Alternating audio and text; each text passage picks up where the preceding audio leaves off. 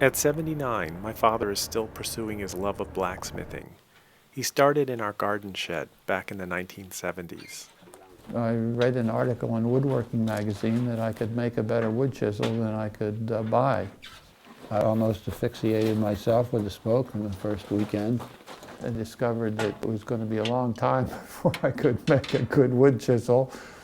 Recently, he taught a beginner's workshop at the Maine Forest Logging Museum in Bradley, near Bangor. Well, you want to get it up to bright orange. You leave it in there 5 seconds too long and you've got a sparkler. That's about an ideal heat out there. So you simply bring it out quickly.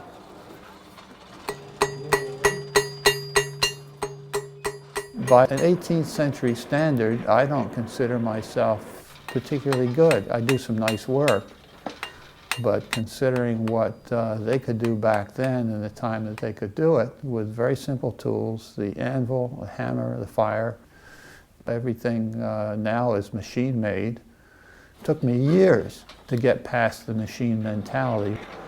I am a sort of a perfectionist still, but I didn't need to obsess. My hand and eye could get it close enough.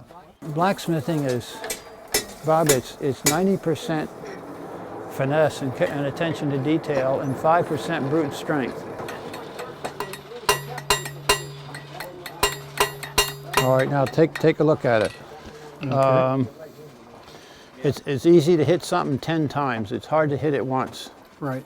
Resist the temptation to just, keep hitting it.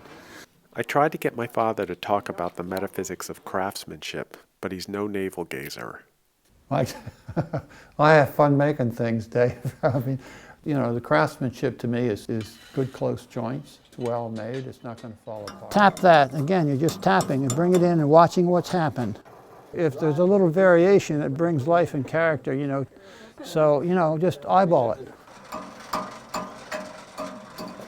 I got it back to the 45.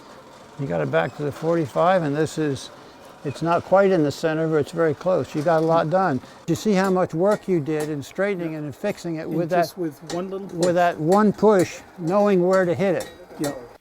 My dad says he likes blacksmithing for the challenge, but obviously it's also about the camaraderie.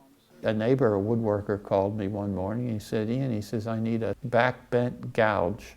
Can we make one?"